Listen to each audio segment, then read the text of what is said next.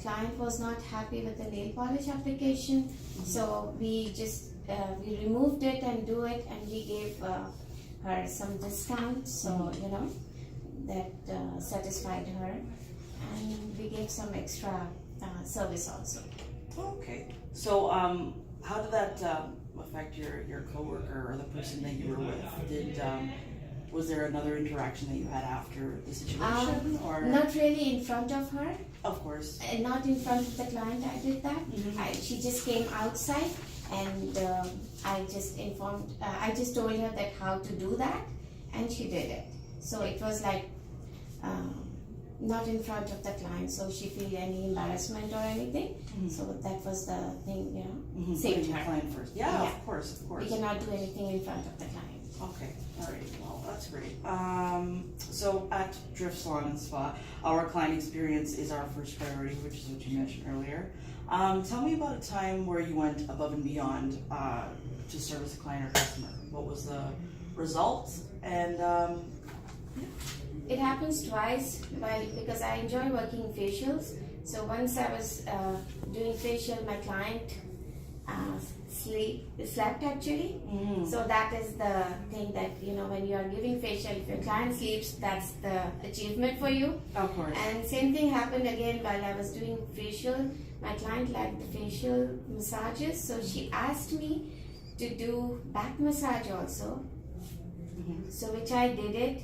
It was my decision, and I did it for her. So that was, I think, I did it with my own decision. Okay, yeah. So you put her needs. Exactly. Okay, great. Without charging them. And why is it important to go above and beyond? To satisfy, to you know, it's we have to make customers, so we have to. We can say that. If you give more service, good service, the clients will come to you.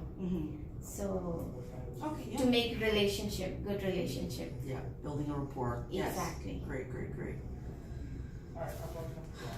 Okay, and tell me about a time you had trouble understanding something, or you didn't know how to perform a service. How did you handle the situation? And again, try to draw on the same kind of experience.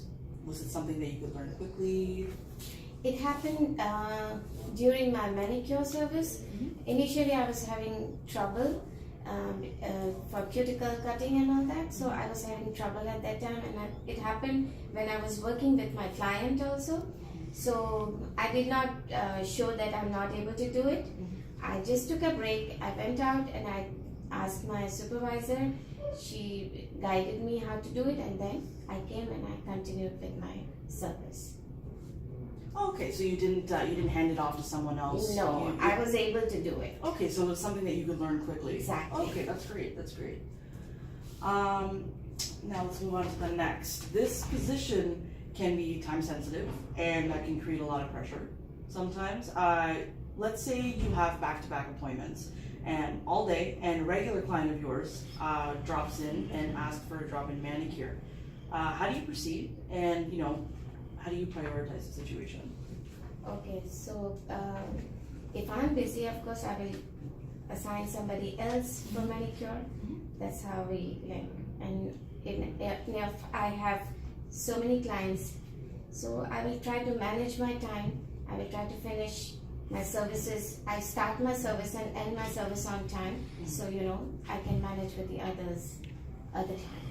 So, are there any other alternatives aside from assigning? Depends. If we have other staff members free, of course I will assign to them, and that's how we manage our spa staff, all staff, that we get equal distribution. So one person is not under pressure always. So we divide our services between our staff. Okay, great. Time management. Yeah, that's what we're looking for. All right. And a client calls to complain and returns to the spa because they were dissatisfied with the service. The client is visually upset and is looking for compensation. That could be a refund or whatever that may be. let's just say for a poor waxing service, that wasn't done thoroughly and actually caused somewhat of a skin reaction. How would you handle the situation? What steps would you take to mitigate it instead of escalating the problem? First, I'll see exactly if it happens here with us because of our products it happened, and then I will consult my supervisor and spa manager, and then accordingly we will see that whether we should give them discount or we should give them some extra service or refund the money. So that depends on our spa manager, but I think we give them more discount, and the products which we use here doesn't harm anybody, and we are all like trained students, so we know what to use on what type of skin. So I don't think that we can harm the skin, but if client is not satisfied, we will give them some discount or extra service or something like that. Okay. And lastly, so deals and packages help bring in new clients to test services from new and growing businesses. They tend to be cheaper in price, but they just come with less perks, right? So a client is using a Groupon, let's say, for a regular manicure and a pedicure, which only includes nail care and regular OPI nail polish. What else would you suggest, and why is it important to make these suggestions?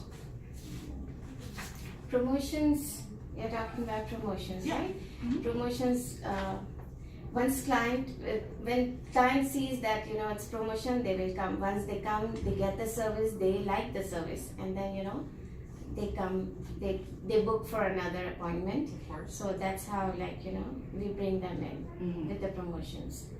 And we get them body massage promotions also. So these are the service we gain. We make more money here and bring more business actually. Yeah, it's a large push for that. That's why they're promoting deals and stuff like that. All right.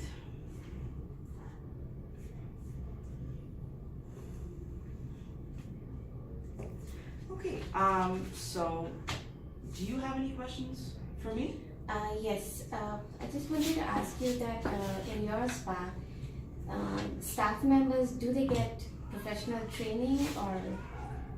Absolutely. So the position that was posted was actually for someone who was coming from, or hopefully coming from, an accredited institution like yourself, right? So that, of course, comes with training, because even though you may have training within your own program, different spas run a different way. Exactly. So yes, we would in turn be training you with our full-time esthetician at the moment, and then we work from there. Okay. And my one question is, how do you evaluate the performance of the staff?